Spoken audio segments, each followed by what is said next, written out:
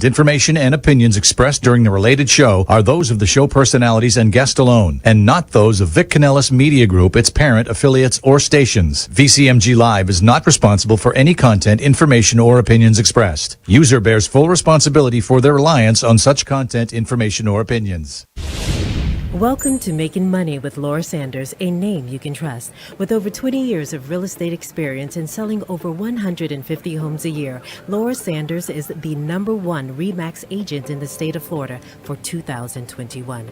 Join us each week as we discuss how to make money through buying and flipping homes, to renting versus selling, and everything in between. To join the conversation, call in live. 888-994-4995, Studio A.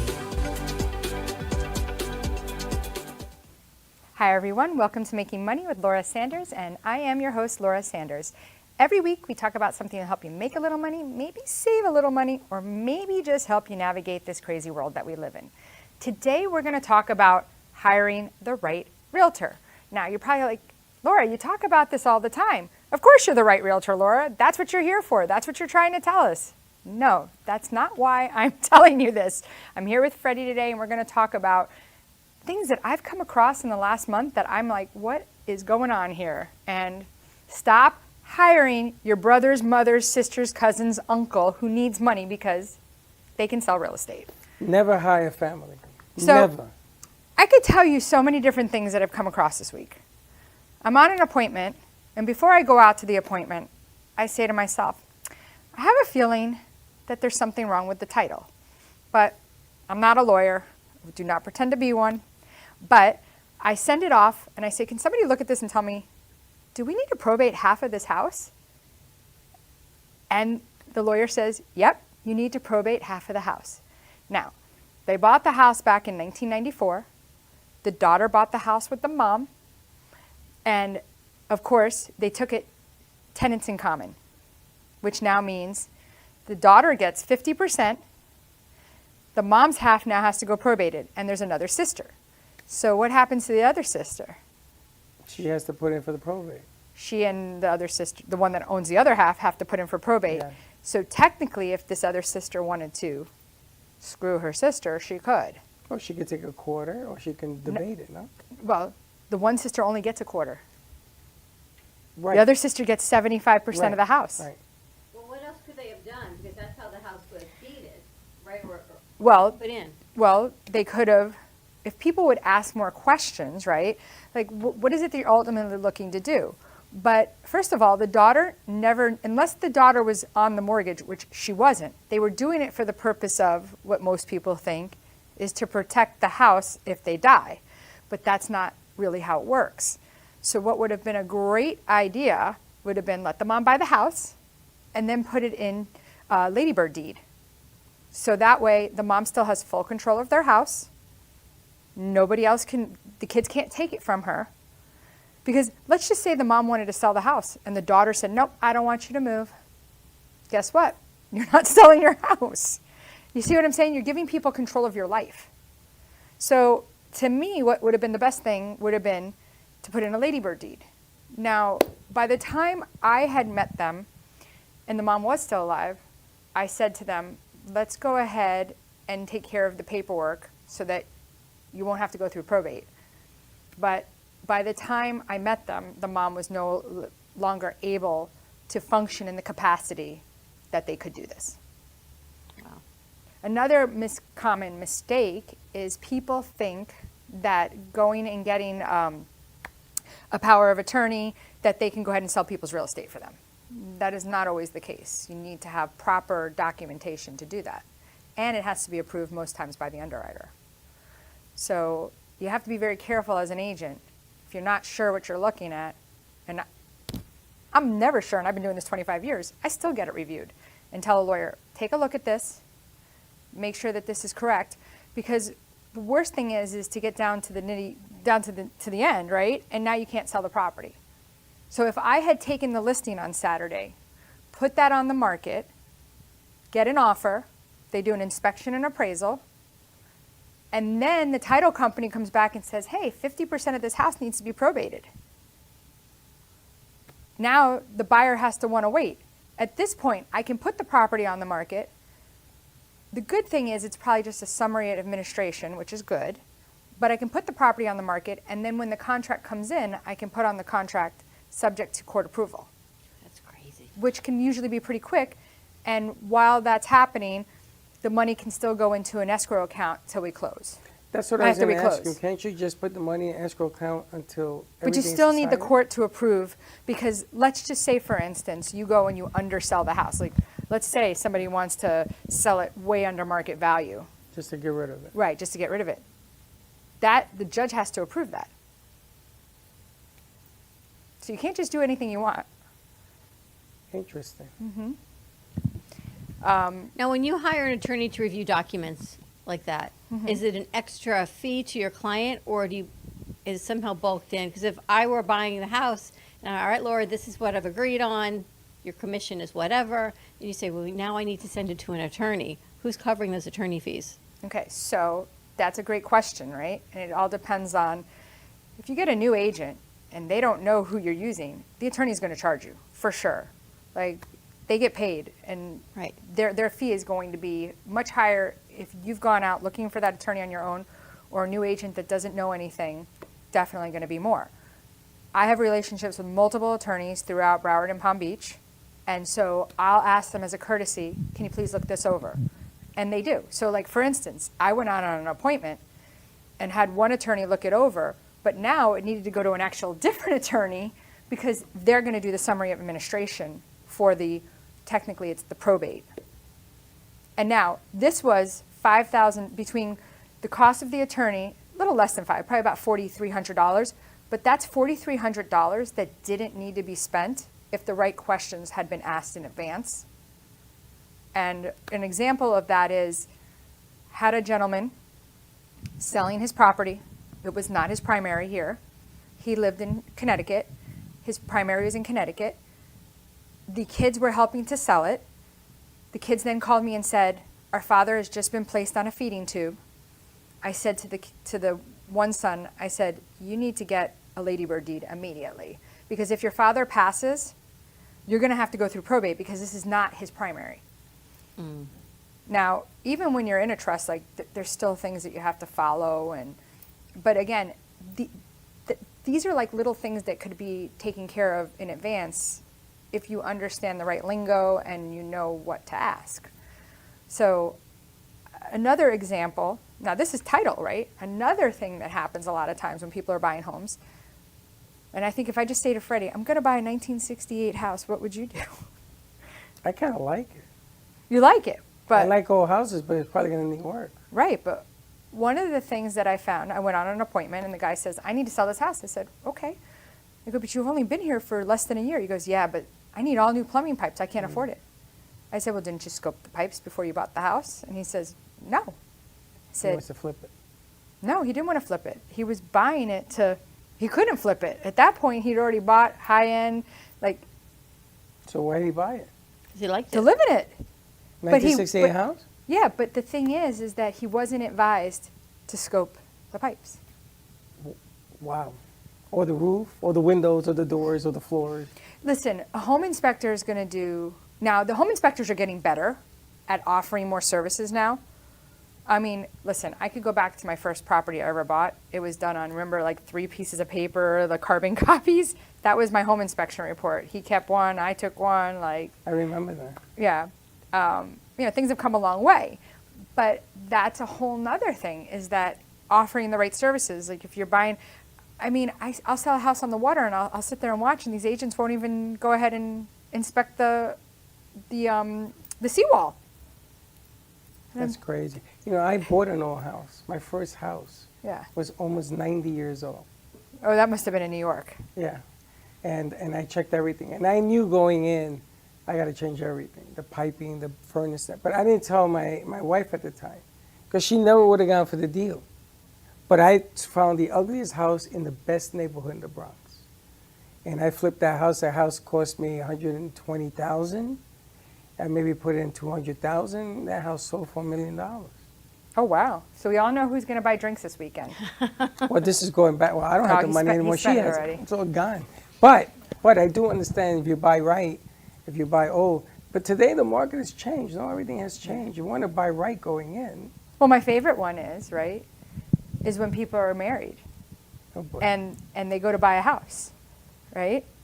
And then they think, well, I'm the only one on the mortgage, so just put me on the deed. And they think, well, if I get divorced from my wife or my husband, they're not on there, so Keep I don't it have on. to give them anything. Well, that's a misconception. It is.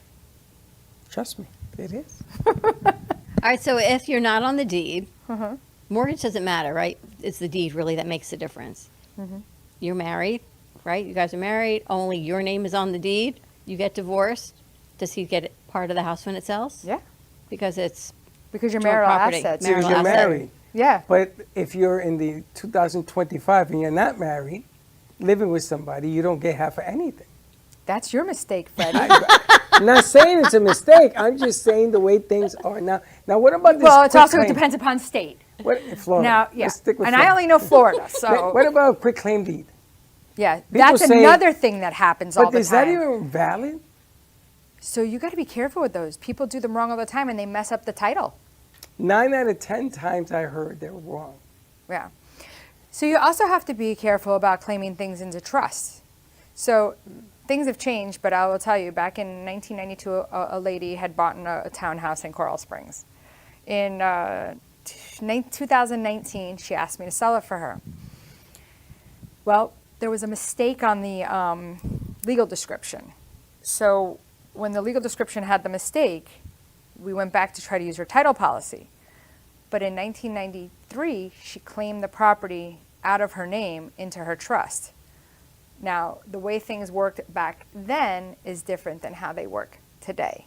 So that ended up breaking the chain of title, and her title policy was no longer valid. Now, that was from back then. Now, today, that doesn't happen as much, but people don't understand, you know, getting a title policy for yourself is optional, but not for the bank. So if you pay cash, you don't need a title policy. But if something is wrong, then you won't have protection. Now, people will say, oh, it's a brand new build. Like, but you don't know, that land could have had an issue. There's so many different things can go wrong that most people can never fathom. Some of my favorite deals have been the ones where they say to me, oh, there's nothing wrong on the title. And then fast forward, something's wrong. Now, doesn't the title company have errors in admission? So if something goes wrong, they're supposed to cover it? They're on the hook for it? I've never seen that ever utilized. Do you ever. know, I'm going to tell you, it's scary talking to her. There was a house that I sold in New York, and they called me a year later, and they said that they found a $65,000 mistake, and that I had to raise the money to pay for the mistake on the closing. I said, You why signed me? an affidavit. They were the title company. Doesn't matter, you signed an affidavit. So we'll go to commercial break. When we come back, I'll tell you about something like that Wow. happened during a mix-up from the title company on a short sale, Okay. and came back later, $13,000, and I was way pregnant at the time, and that was not fun. So Wow. we'll go to a commercial, we'll be right back. At JK Closing Attorneys, we do all of the same things that a title company does, but with the benefits of being a law office. We can help with residential real estate, short sales, commercial real estate, refinances, 1031 exchanges, and FRIPTA withholding. Contact JK Closing Attorneys today at 954-332-3111. Again, that is 954-332-3111. Whether you're buying, selling, refinancing, or building your dream home, you have a lot riding on your loan specialist. Max Fish, a top 1% mortgage loan officer in the nation, will give you a same-day qualifying quote. Max Fish is committed to providing his customers with mortgage services that exceed their expectations. Ensuring that you make the right choice for you and your family is his ultimate goal. Contact Max Fish today at 954-729-6933 or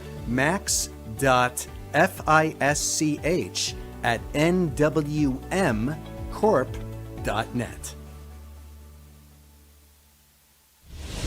You have been watching Making Money with Laura. For more information, contact Laura Sanders at 954-650-0827 or visit her website at theloracell.com. And now back to the show. Hi everyone, welcome back to Making Money with Laura Sanders, and I am your host, Laura Sanders. So first of all, we're talking today about mistakes that happen and reasons why you need to make sure that whoever you're dealing with knows what the heck they're doing, right? That's first and foremost. I've been doing this for 25 years. I've seen a lot of mistakes. And one of the things I'll say is if I ever have made a mistake, I'll own up to it. I will take care of it. But back in the day, we had tons of short sales. Now, funny, I met a man this morning and says to me they're coming back in Fort Myers. So that'll be interesting to see. So go look for your good deals in Fort Myers. But so I'm doing a short sale back in 2008, and I'm pregnant with my second son. And back then, we picked the title company even if we had the buyer. So of course, the title company made a huge mistake, $13,000 mistake on the closing statement. It got figured out. I had no idea because it was hard when you had a first and a second and you're trying to balance and this person's short and this one's taking only 10%. Short sales were something else back then. So they come back and the title agent calls the buyer because you sign an affidavit and says to him, you owe $13,000. And he's like, I don't owe anything. We're done. That's your problem. She goes, no, you signed an affidavit that if there's a problem in the closing, you'll come back and correct it. So at the time I'm pregnant and I'm already having like a lot of health issues and gained 100 pounds. And this stress, I literally was blind for it felt like an hour. It was probably about 30 seconds where I couldn't see. I was like, what is going, all that stress. But I'm in the elevator at the doctor and they're like, somebody needs to come up with $13,000. And I'm like, well, you picked the title company. I said, so? These are the crazy things that happen. So you are responsible to come back if, though, if your money's short when you're coming to closing. I think I think this guy knew that they didn't collect all the money needed. I don't know, sometimes when you get the documents at closing and the amount of money, if you're a first-time home buyer, it's staggering the numbers to see because here you are leveraging to get your first house, getting the down payment, and then all of these other numbers. I feel like you get blinded by the stress because you think, how could I possibly come up with this money? Where does this money go? And then you'll hear people in your ear, well, that's an extra fee, you don't need that, and that's an extra fee. And you've talked to Max about that a lot, that people do put extra fees in some of these costs, which is why Max is so great. Right. Yeah, there's some fees that are standard. There's nothing you can do about it, like your doc stamps and what have you. But you'll see a lot of times people adding additional fees on, and those fees get junk fees, and they are negotiable. And again, a lot of times, a lot of people don't know how to read taxes. Right. So that's really important too on the closing statement, so that you can, sometimes sellers can actually recoup some money back before the final closing by reading those closing statements correctly. But again, I think that's come down to the realtor, because you would know when those closing statement comes in, you would say, all right, let me talk to this one. Can we get rid of this? Can we negotiate that? As the buyer, you don't know what's negotiable. You have no idea. You're going full faith on what people tell you. That is true. And, some of that money, so you have closing costs and you have prepaids. Prepaids are things that you're going to get back in the long run. Closing costs, goodbye. They're gone, right? But in the end, somebody asked me today a question, and I'm going to always stand by this. I look back at customers that I sold homes to 15 years ago, 10 years ago, and I look at what they paid and I look at what they're worth today. And I sold people homes that they were upside down. They weren't selling them for nothing for any time soon. And now those homes are worth 3 times what they were before. So one thing I can always tell you about real estate is it always comes back and it always goes up. And that's from 25 years of doing this. I personally buy real estate, there's no better time than when you have money to get in the game, just like investing. Patience seems to be the topic of today, is having patience to watch the markets come back up. Or you We just talked gotta about it stay. earlier. You gotta stay packed. The only thing is that a house is kind of strange because if you've outgrown the house or you found something better, you may still have to wait. What's the average wait on a house? Well, the thing is that if you're at the 2 3/4 right now on your house, it kind of hurts to sell that, right? Right. So I mean, sometimes the recommendation on something like that is because that's like free money, right? Keep it, rent it, right? And then still go buy what you want. I was going to ask you that on clients that want to rent their house to buy something else, you do that too? You rent the house for Yeah, them? I do. I actually had somebody call me today. They said that their father had passed, a friend of theirs, and that they needed to sell the house. I get there, and the lady's like, no, I don't need to sell it. I need to rent it. And I'm like, okay, either way, we can help you with that. We do background credit, make sure everybody is definitely qualified, sometimes anywhere from 2.5 to 3 times the rent. All of that depends. And I have rentals myself, so I turn down a lot of people. And I want to make sure that whoever I'm getting in there is going to be someone's going to be able to pay. You know, I get scared. Like, people just move here from New York, they usually go back. If they've only been here for 3 months, it's like, you know, a lot of times they're like, nah, I don't like it here, I want to go home. And they try to break the lease.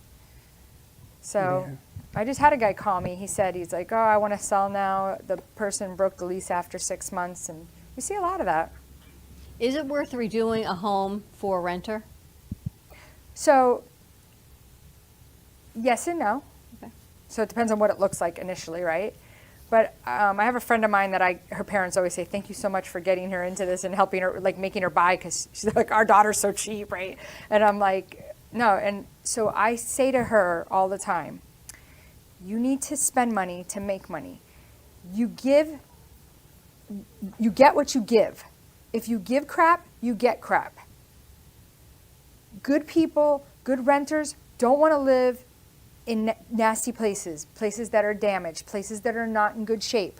So when people tell me they don't want to do any work, I tell them that's fine, but realize it's going to take longer to rent and the quality of tenant is not going to be as quality. So sometimes spending a little money gets a faster person in the house and gets a better quality.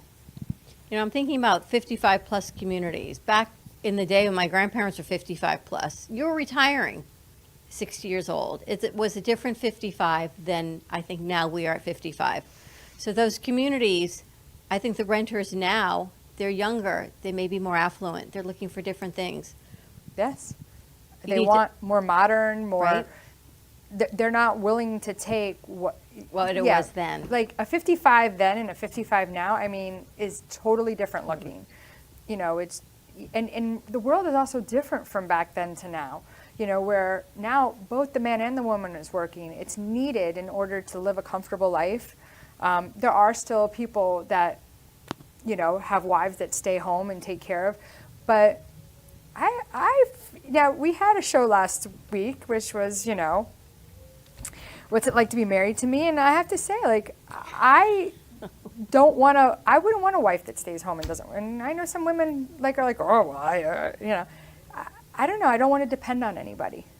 But you're very independent. I'm very independent. And so, I mean, that's a personal decision, but, you know, I just, you know. What did you get into real estate for? What did I get into it? Honestly, I have a master's degree. I'm a licensed psychotherapist. I fell into this. For psychotherapists, real estate, are they the same? Not really, but sort of. Kind of, right? You have to go to the mindset. I got to of- help people. Maybe it is now, because things have gotten tough, but back in the day. Oh, no. When I quit my job, I'm sure when they went to delete the computer, they said, what was this girl doing? Really? I wasn't looking at porn. I was actually doing real estate. It's real estate porn. Real estate porn. Yeah. Houses here, houses there. It's interesting, though, because my grandparents had a house that's now my mother, which is then going to be, I guess, Lady Birded to me, whatever it is. It needs updating. I know it needs updating, and I haven't been in That's there a fort. in a long time, but it's an old 55-plus It's a community brick in house. Sunrise. Where are they? Oh, they're in Lauderdale West. Lauderdale West, yeah. So the maintenance is getting high over there, too. Maintenance is really It's all high. brick. The floor's brick. Everything's brick. The walls are brick. No, that's my parents' house, my grandmother's house in Lauderdale West. Oh, I've never been there. They had a renter. The renter he left, he's moving. So now it's, do we keep it and re-rent it? You call Laura. Do I move my parents into it, or do you sell it? So there's a lot of options on this house. What are you going to do with the brick house?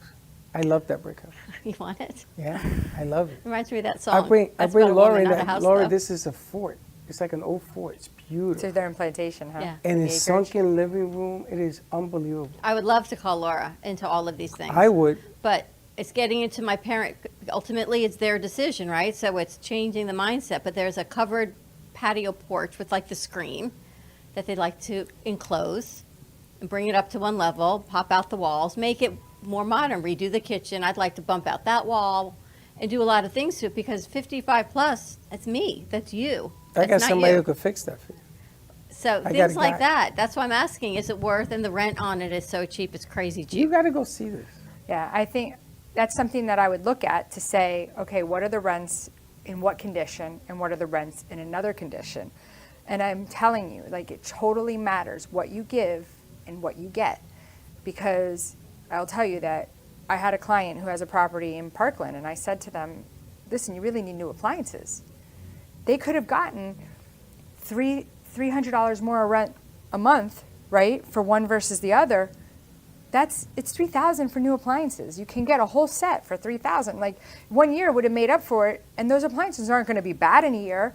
And at least then, if that tenant moves again, you get another good tenant. People said, "Oh, these appliances are really run down," but some people just don't want to spend the money.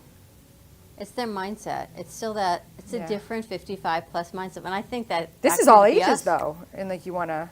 And Yeah, I'm gonna tell totally. you, that appliance thing, I didn't listen. My appliance went out, my fridge, $16,000. Oh, you had a fridge. Sub-Zero. 16,000. I almost had a choke attack. Well, I guess that went quick because there's so many things you could do wrong in this job, but There's so many things you do right. yeah. Or But you if you're call thinking- somebody do it right. They call you, they do it right. That's right. Right? Anyway, thank you for always listening to Making Money with Laura Sanders. And until next week, we'll see you then. Thank you for tuning in for Making Money with Laura Sanders, a name you can trust. To join the conversation, call us at the studio, 888-994-4995 Studio A, or contact Laura directly at 954-650-0827. Laura Sanders, a name you can trust. We look forward to seeing you